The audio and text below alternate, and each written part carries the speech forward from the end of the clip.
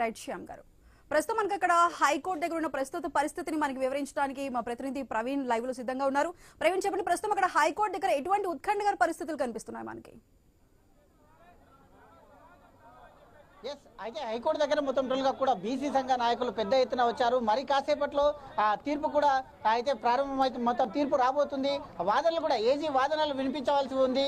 మొత్తం టోల్గా చూసుకుంటే దీనికి సంబంధించి బీసీ నాయకులు ఒకవేళ నిర్ణయం సరిగా 42% నిర్ణయం వస్తే పర్వాలేదు, ఒకవేళ లేకపోతే భారీ ఎత్తున ఉద్యమాలు చేస్తామంటూ కూడా బీసీ నాయకులు చెప్తున్న తరుణం లోపల మనతో పాటు బీసీ నాయకులు ఇంక్లూడ్ అయి ఉన్నారు. మొత్తం టోల్గా చూసుకుంటే అయితే మొత్తం టోల్గా వాళ్ళు చెప్తున్నది ఒకటే, ఎందుకంటే ఈ యొక్క G-9 ని రద్దు చేయాలి అంటూ కూడా చెప్తున్నారు. మరి ఏ విధంగా రాబోతుంది? ఇప్పుడు ఇంప్లీడ్ కేసులో మేము కూడా ఉన్నాం. మేము కూడా కోర్టులో కేసు వేసినాం. తెలంగాణ బీసీ సంక్షేమ సంఘం రాష్ట్ర అధ్యక్షుడిని, నా పేరు అల్లంపల్లి రామకోటి. మేము ఏమంటున్నామంటే ఇవి అల్లాటప్పగా ఏవో బీసీల మీద సానుభూతి మీద బీసీల మీద సవిత తల్లి ప్రేమ మీద వర్షం కురిచినట్టు మాకేం రిజర్వేషన్లు ఇవ్వలే. పోరాడితే వచ్చినటువంటి రిజర్వేషన్లు ఇవి. కడుపు మండుతుంది. 42% 60% ఉన్నటువంటి బీసీలకు 42% రిజర్వేషన్లు ఇస్తే కూడా ఓర్వలేనటువంటి పరిస్థితి ఉండకూడదు. ఈడబ్ల్యూసీ ఉంది కదా, ఆ దానికి ఎవరు పోరాటం చేయలే, ఏ రెడ్లు పోరాటం చేయలే, ఎవరు రోడ్ ఎక్కలే. రాష్ట్ర ప్రజలందరికీ తెలుసు ఏమిటి అన్యాయం, ఎంతకాలం ఈ అణిచివేత.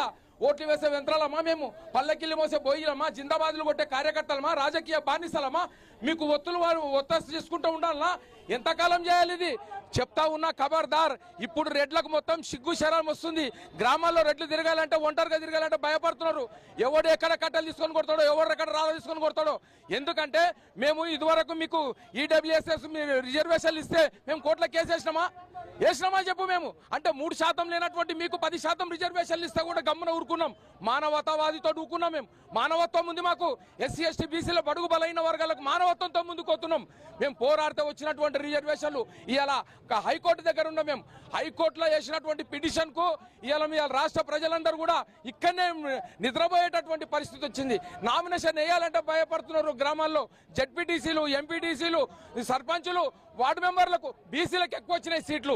బీసీలకు సీట్లు ఎక్కువ వచ్చేస్తే కడుపు మండిపోతుంది. ఒక్క స్టెప్ ఎక్కువ వస్తున్నారు. అరే ఎక్కడ సర్పంచులు అవుతున్నారో, వీళ్ళు ఎక్కడ జడ్పీటీసీలు అవుతారో అనేటటువంటి కడుపు మండుతుంది. ఇంకా ఎమ్మెల్యేలు అయితే, ఎంపీలు అయితే ఎంత కడుపు మండ ఉంటుందో. అసెంబ్లీలో మీరే, సెక్రటరియట్లో మీరే, పార్లమెంట్లో మీరే, ఏసీ కారు, ఏసీ మొత్తం అన్ని కూడా మీరే. అంటే మీ మొత్తం సంపాదన, మా సంపాదన మొత్తం దోసుకొని అసెంబ్లీలో పెట్టుకున్నారు. అసెంబ్లీలోకి వెళ్ళి దోసుకొని మీ ఇంట్లో పెట్టుకుంటున్నారు. అంటే మేము తినే తిండి మీద, తాగే నీరు మీద, కట్టే బట్ట మీద, నడిచే రోడ్డు మీద, ప్రతి దాని మీద మేము పన్నులు కడుతున్నాం. మా పన్నుల బడ్జెటే మీ జీతాలు, మా పన్నుల బడ్జెటే ఇలా అసెంబ్లీ బడ్జెట్, మా పన్నుల బడ్జెటే ఇలా ఎంపీల జీతాలు, ఎమ్మెల్యేల జీతాలు. రాష్ట్రం నడుస్తుందంటే ఇలా మా అట్టడుగున్నటువంటి మూలకు కూర్చున్నటువంటి ముసలమ్మ, ఇలా ప్రతి ఒక్కరు కూడా చెమట చుక్కలతోటి మీరు బతుకుతున్నారు. సిగ్గు శరాలు లేవో. ఎంతకాలం ఈ దోపిడీ, ఎంతకాలం ఈ అణిచివేత, ఎంతకాలం మేము ఇంకా ఇలాగ అణిచివేతతో గురి అవుతుండాలి. అందుకే 42% రిజర్వేషన్ల దగ్గరికి ఎవడొచ్చినా సరే రాష్ట్రం అగ్నిగుండం చేస్తాం, రాష్ట్రం అగ్నిగుండం చేసి చూపిస్తాం. ఖబర్దార్ అగ్ర కులాలారా, నెత్తి తిరుగుతుందా మీకు? 42%, 60% ఉన్నటువంటి మాము రేవంత్ రెడ్డి గారు ఇచ్చిర్రు. రేవంత్ రెడ్డి గారికి మేము ఉన్నాం. పార్టీ తరపు నుంచి కూడా నిన్న కోర్టుకు వచ్చిర్రు. మంత్రులకు సైతం కోర్టుకు వచ్చిర్రు. బీసీలకు ఇచ్చినాం రిజర్వేషన్లు, తప్పకుండా మా మాట నిలబెట్టాలని చెప్పేసి. రాజకీయాల రిజర్వేషన్లు ఎక్కడవయ్యా? రాజకీయాల్లో మెరిట్ లేదు, విద్యా ఉద్యోగ రంగాలలో మెరిట్ ఉంది. కానీ రాజకీయాల జోలికి వచ్చిర్రు మీరు. అంటే ఆల్ రానోడు కూడా ఎమ్మెల్యే కావచ్చు, కానీ రాజకీయాల సర్పంచులకు, ఎంపీటీసీలకు, జడ్పీటీసీలకు మెరిట్ పెడతావా నువ్వు? మెరిట్ లేకుండా మమ్మల్ని ఎప్పుడైతే చూస్తావో జనాభా తమాషా ప్రకారంగా నేను చెప్తా ఉన్నా. ఎందుకంటే ఒక తండ్రికి 5 మంది కొడుకులు ఉంటారు. 5 మంది కొడుకుల కాస్త వాటా పంచాలన్నా వద్దా? తెలంగాణ రాష్ట్రం కూడా తండ్రి లాంటిది. అడుగున్నటువంటి బడుగు బలైన వర్గాలు బీసీలు పిల్లలు లాంటి వాళ్ళు మేము ఎంతమంది ఉందామో అంత వాటా అడుగుతా ఉన్నాం. మా వాటకు అడ్డం వస్తే ఖబర్దార్ అగ్ర కులాలారా అని చెప్పేసి నేను చెప్తా ఉన్నా. అందుకే మేము చెప్తా ఉన్నా, ఈ రిజర్వేషన్లకు ఇప్పుడు కోర్టులో ఉంది. 2:30కు కోర్టు తీర్పు రాబోతా ఉంది. 2:30కు వచ్చేటటువంటి తీర్పును బట్టి మా యొక్క ఆలోచన విధానం అనేటటువంటిది మీడియాకి చెప్తా ఉన్నాం. రాష్ట్ర బంధు పిలుపు ఇవన్నీ కూడా ఎన్నికోము. ఎందుకంటే అప్పుడు కేంద్రం మాకు 27% విద్యా ఉద్యోగాలను ఇస్తే వాళ్ళ సుప్రీంకోర్టు అడ్డం వచ్చింది. సుప్రీంకోర్టుకు అడ్డంగా కూడా మేము నిరసన తెలిపినాం. ఏప్రిల్ 4, 2007లో ఆ రోజు రాష్ట్రంలో పిట్ట పీచుమనలేదు కాకి కావమనేది టీఆర్ఎస్ ప్రభుత్వం, బీజేపీ ప్రభుత్వం, కాంగ్రెస్ ప్రభుత్వం అన్ని ప్రభుత్వాలు కూడా మాకు మద్దతు ప్రకటించి బీసీలకు సపోర్ట్గా నిలిచినాయి. మేము చెప్తా ఉన్నాం ఈ రోజు కూడా అటువంటి పరిస్థితి రావద్దని చెప్పేసి మా కడుపు రగులుతుందా ఉంది.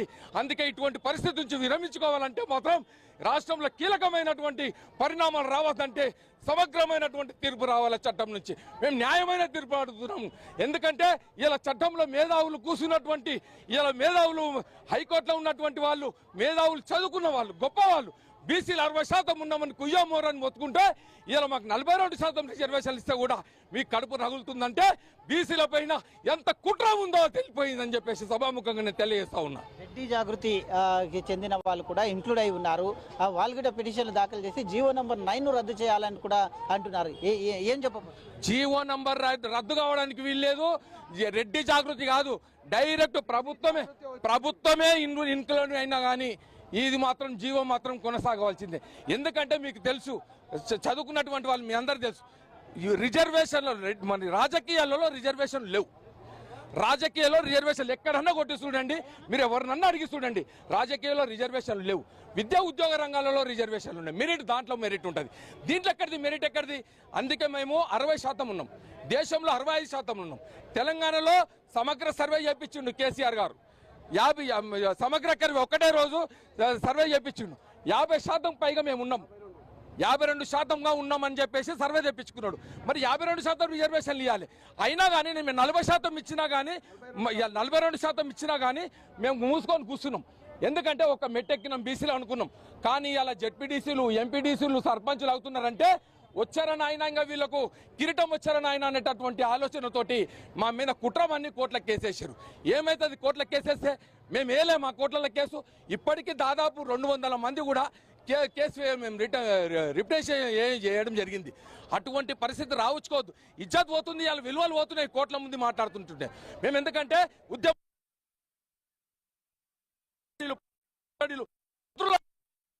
మా జీవితం మొత్తం సర్వం మొత్తం మేము విద్యార్థుల కోసం, నిరుద్యోగుల కోసం దారబోసినాం. అటువంటి దాన్ని కూడా ఆలోచించకుండా ఇవాళ హైకోర్టులో వాడేసిండ్రు. హైకోర్టు చుట్టుముట్టు దాదాపు 4-5 రోజుల నుంచి కోర్టు చుట్టూ తిరుగుతున్నాం మేము. అటువంటి పరిస్థితి వచ్చేసింది. అటువంటి పరిస్థితి నుంచి విరమించుకోవాలంటే కోర్టులో విరమించుకోవాలి, లేదంటే కోర్టు న్యాయం చేయాలి. ఎందుకంటే తండ్రి లాంటిది, తల్లి లాంటిది. ఇలా చట్టాన్ని ప్రతి ఒక్క నిద్రలు ఉన్నటువంటి వాడు కూడా, దేవుడు కూడా నమ్మేది న్యాయాన్ని. అటువంటి న్యాయం మాకు న్యాయాన్ని ఇస్తారని చెప్పే ఆలోచనతోటే మేము ఇక్కడనే పడిగాపు కాస్తున్నాం. ఇప్పుడు 2:30కు కోర్టు స్టార్ట్ అవుతుంది. ఆ కోర్టులో మాకు న్యాయమైన తీర్పు వస్తుందని చెప్పేసి మేము ఆలోచిస్తాం. ఒకవేళ రాకపోతే ఎలా ఉంటుంది కార్యాచరణ? ఏ విధంగా ఉంటుంది? ఏ విధంగా కార్యాచరణ ఉండదు? మేము బీసీలము ఉద్యమాలలో దాదాపు నా సర్వీస్లో 27 సంవత్సరాలు. బీసీ సంఘం నేత, జాతీయ అధ్యక్షులు ఆర్ కృష్ణ గారు 50 సంవత్సరాలు ఉద్యమాలు వెన్నతో పెట్టినటువంటి విద్య. మేము జీవితం మొత్తం ఉద్యోగం చేస్తలేను, ఉద్యమాలు చేస్తున్నాం. మేము జీవితం మొత్తం ఉద్యమాలే చేస్తాం. జీవితం మొత్తం ఉద్యమాలలో భాగంగా మేము ఉద్యమాలు చేసి సాధించుకుంటాం అనేటటువంటి మాకు ఆలోచన ఉంది. అటువంటి ధైర్యం మేము ఎంత తెలుసు. మా ఓట్ల ద్వారా ఎమ్మెల్యేలు అయినావు, మా ఓట్ల ద్వారా ఎంపీ అయినావు, మా ఓట్ల ద్వారా ముఖ్యమంత్రి అయినావు. ముఖ్యమంత్రి అయినటువంటి వ్యక్తి రేవంత్ రెడ్డి గారు సానుకూలంగా ఆలోచించి 42% రిజర్వేషన్లు ఇవ్వడము తప్ప, బీసీలు చేసిన నేరమా? అమ్మ అంటే నీ అమ్మ అనేటటువంటి మాట వస్తుంది మాకు. అమ్మాని మా నోటి నుంచి పిలిస్తే నీ అమ్మ అనేటటువంటి బూతును తీసుకుపోయి దాంట్లో వేసిర్రు, కోట్లు వేసిర్రు. ఇది న్యాయమేనా? ఇది ధర్మం అనిపిస్తుందా మీకు? రాష్ట్ర ప్రజలు కన్ను విప్పుతో చూస్తూ ఉన్నారు. పసి కూర కానుంచి సంటి పిల్లగాని కానుంచి ఊర్లలో టీవీలు చూస్తారు. అటువంటి టీవీలు చూసుకుంటా ఎక్కడ ఏం జరుగుతుంది? ఈ ఉధృతలో ఏం న్యాయం వస్తుంది? అసలు కోట్ల న్యాయం బతుకుందా చచ్చిపోతుందా? న్యాయం అనేటటువంటి బతికి ఉందా చచ్చిపోతుందా? ఇక్కడనే అన్యాయం జరిగితే దేశం మొత్తం అన్యాయం జరుగుతుంది. అందుకే దోపిడి తత్వం పెరిగిపోతుంది, దొంగతనాలు పెరిగిపోతూ ఉన్నాయి, హత్యలు పెరిగిపోతూ ఉన్నాయి, అవమానాలు పెరిగిపోతూ ఉన్నాయి. ఎక్కడిది న్యాయం? ఎక్కడిది ధర్మం? సత్యహరిచంద్రుడు కూడా తలెత్తుకొని బతకాలన్నటువంటి రోజులు కావు ఇవి. సత్యహరిచంద్రుడు సత్యం కోసం బతుకుతే పూర్తి కాటి కావలి వరకు పంపించారు. అంటే అసత్యాన్ని పెంపొందిస్తోంది ఇది రాష్ట్రం, దేశం. అందుకే న్యాయమైనటువంటిది ఒకటే మార్గం, అది హైకోర్టు. హైకోర్టు దగ్గర ఉన్న ఇప్పుడు మనం ఆ హైకోర్టులో మాకు న్యాయం జరుగుతుందని చెప్పేసి సంపూర్ణమైనటువంటి ఆలోచనతో ఉన్నాం మేము ఇక్కడ. ఇది పరిస్థితి. అయితే చెప్పండి, ఏ విధంగా తీర్పు రాబోతుంది అనుకుంటున్నాం? మేము 2 రోజుల నుంచి ఈ హైకోర్టు దగ్గర మేము నిరీక్షించి ఉన్నాము. బీసీ ప్రజా చైతన్య వేదిక తరఫున చీమల జగదీష్ యాదవ్ మాట్లాడుతున్నాడు. మిత్రులారా, ఈ దొంగలారా, ఈ వ్యవస్థలో చీడ పురుగుల్లాగా మీరు మిగిలిపోతారు. 62% ఉన్న బీసీలకు 42% ఈ ప్రభుత్వం ఇస్తే మీ కడుపు మంట ఏంది అని మేము అడుగుతున్నాము. మీ అయ్యే సొమ్మేం పోయిందని మేము అడుగుతున్నాము. మా ఎమ్మెల్యే, మా ఎంపీ, మా ఎమ్మెల్సీ, రాజ్యసభ, లోక్సభ అన్ని సభలలో మా చట్టంలో మా సీట్ల మీద మీరు కూర్చున్నారా దొంగలారా? ఓ దొంగ నా కొడుకులారా, ఇంతవరకు 78 సంవత్సరాలు మా సీట్ల మీద మీరు కూర్చొని మా సీట్లను కాజేసుకొని ఈ రాష్ట్రంలో ఉన్న ఆస్తులను, పాస్తులను, వ్యవస్థను, భూములను, ప్రజా ఆస్తిని మొత్తం దోచుకొని ఒక దొంగలుగా తయారయ్యారు.